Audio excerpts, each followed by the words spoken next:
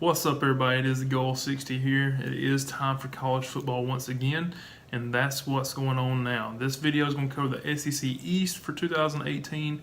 There will be more videos to follow. We'll be knocking down every division in the Power 5 conferences as the week goes on. So every day there will be a new video that comes out.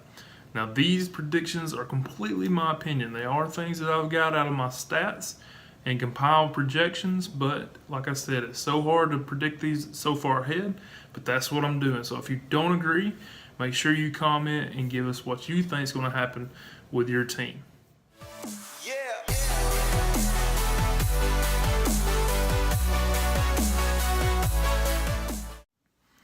Alright, so at the beginning of these videos, I'm going to try to take a quick minute and explain a different part of how I came up with these projections in each one of these videos. This particular video, I'm going to talk about stats because that's how I get the basis of all these projections. So if you've watched any of my stuff over the past year or so, you know that I like to keep my own stats. I get rid of garbage time stats. I try to, only really focus in on the stats between Power 5 versus Power 5 teams, not Alabama versus San Jose State. To me, you don't get enough out of that. So I try to get rid of those things, and the only thing that come out of those games for me is injuries and such. But anyways, so I take the stats of last year. I look at who, left this year, who's coming in this year, any transfers they got in that were starters at other places, things like that, trying to come up with projected stats, and that's how I get these. Now, this is the SEC East, and of course, I put these teams in order of how I feel like they'll finish. Not necessarily nailing that down, but what I'm looking for is the differential from what I have versus what the team total is posted. So this first team I have is Georgia. I expect them to win this thing. Of course, they had a big year last year, and they just keep reloading. Kirby has got it going quickly. He's putting it's easy to recruit to Georgia. You have a great high school base, and they're just reloading. They're stacking up for the future. So I don't see any reason for them to fall off that much. I know they lost a lot on defense.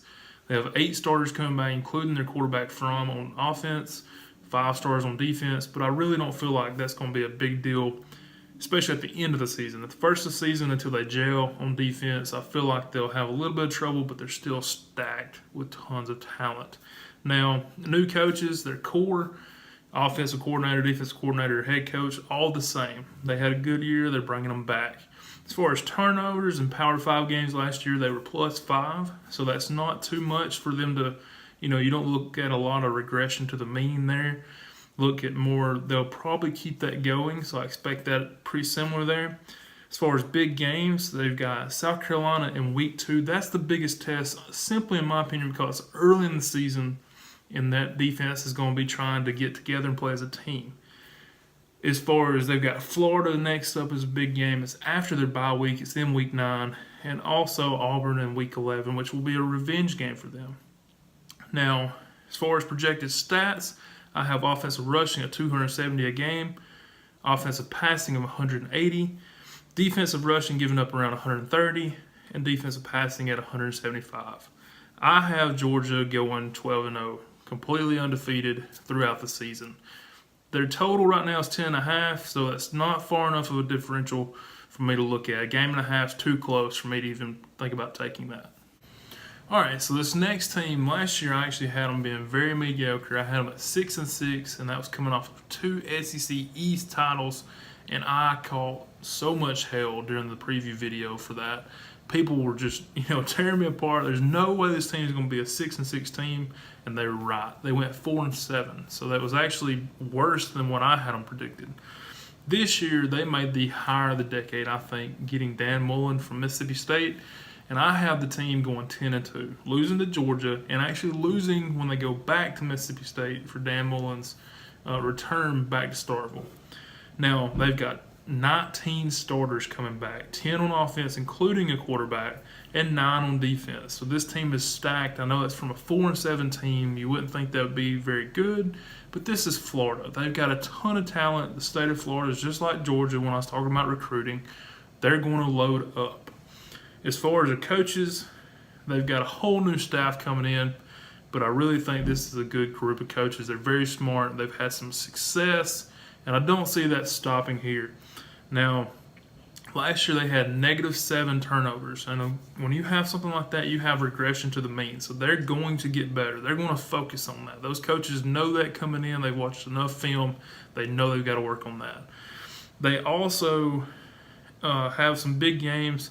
Georgia after their bye week in week 9, and I've got them as far as projected stats. I've got 175 yards rushing, 195 yards passing.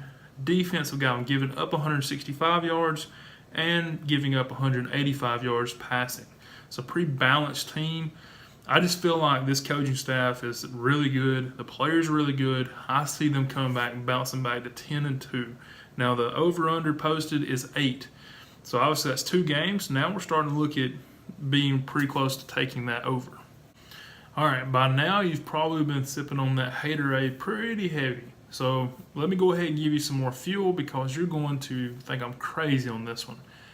Most people would have South Carolina in the 2 or 3 spot.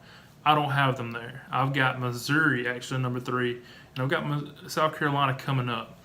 Missouri, I know by now you're probably jumping up and down. There's no way possible. But let me just give you what I have.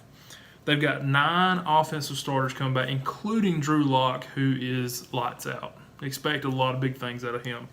7 on defense. Wasn't a great defense last year, but Barry Odom, their head coach, is a defensive-minded guy. So if you don't think he's been working on that, you're crazy.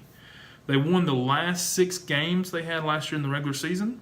They did lose their bowl game to Texas, but like I said, they won their last 6, so they turned it around very quickly. As far as big games, week 3 they go to Purdue for a rematch of last year where Purdue slapped them around before they started making that comeback.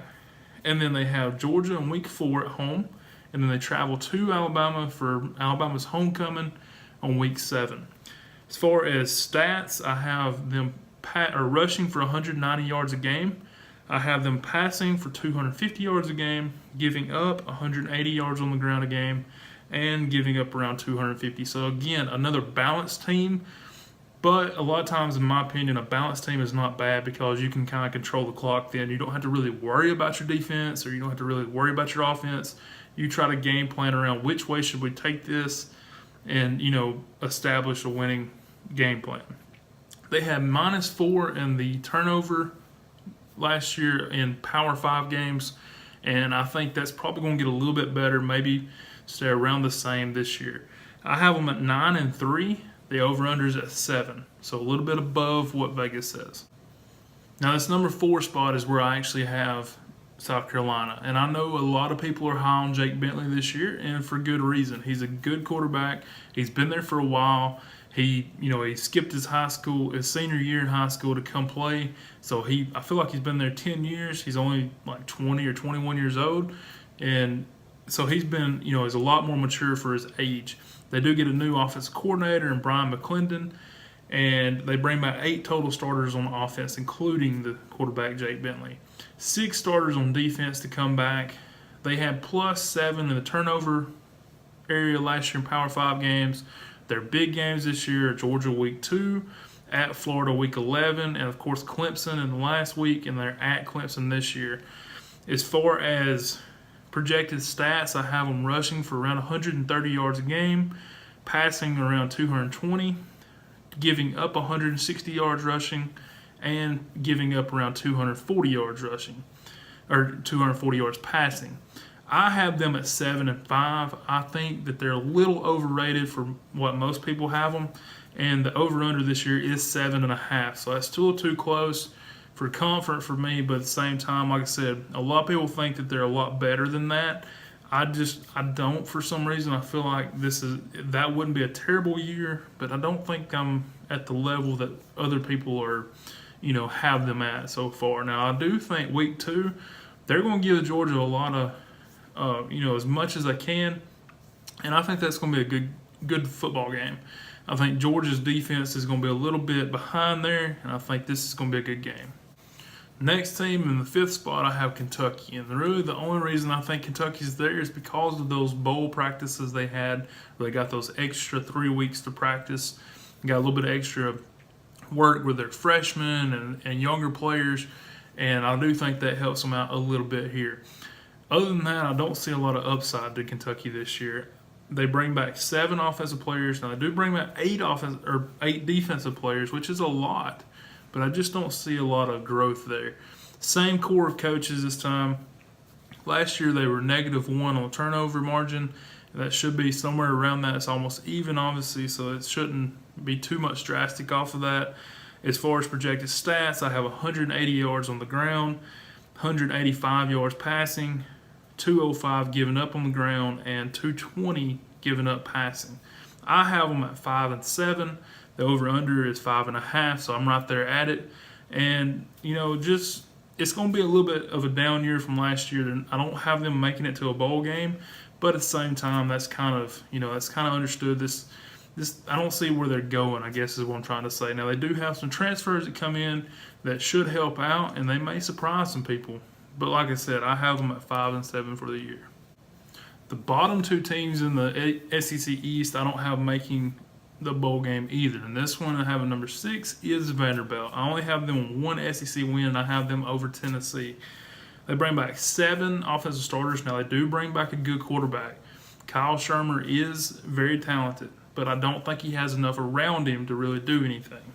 Bring back 5 defensive players. They have a new defensive coordinator in Jason Tarver.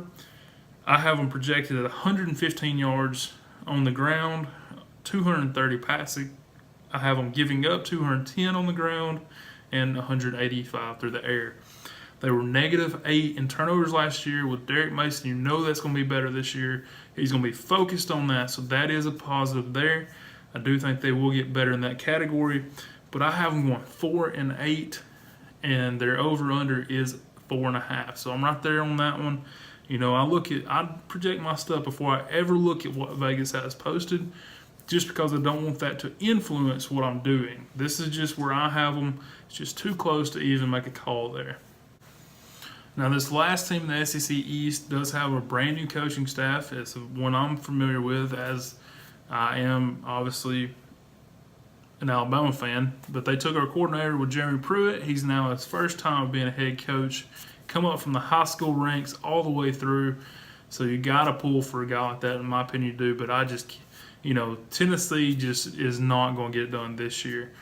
He's got a lot of work to do. They bring back 6 players on both sides. Now, they do get a transfer at quarterback from Stanford with Keller Crisp, but I've heard that he may not even be the starter. Well, that said, they bring back 6 on defense. Like I said, they were -2 on turnovers. I have them projected 110 yards rushing a game, 170 yards passing, 220 yards given up on the ground, and 170 yards given up through the air. Their offensive coordinator, pretty cool note here, is USC's head coach's son. Clay Helton is at USC. His son, Tyson, is the new offensive coordinator at Tennessee. Pretty neat there. If you keep up with that kind of stuff, you know that USC actually has a former Tennessee quarterback in T. Martin who won the championship in the 90s. So there's a lot of ties there between Tennessee and USC, all the way back to Lane Kiffin and that whole deal. I have them at 3 and 9 and under the 5.5. Now that is 2.5 games, and I am thinking about taking that under 5.5 for the season. Now that's all I have for the SEC East. I know I went through that kind of fast. I had to. You got to get as much in as possible in a short video. But if you liked it, please hit that thumbs up. Make sure you subscribe. And also, if you enjoy the channel, you can support it by hitting the link below to go to Fanatics and get all the team gear that you need.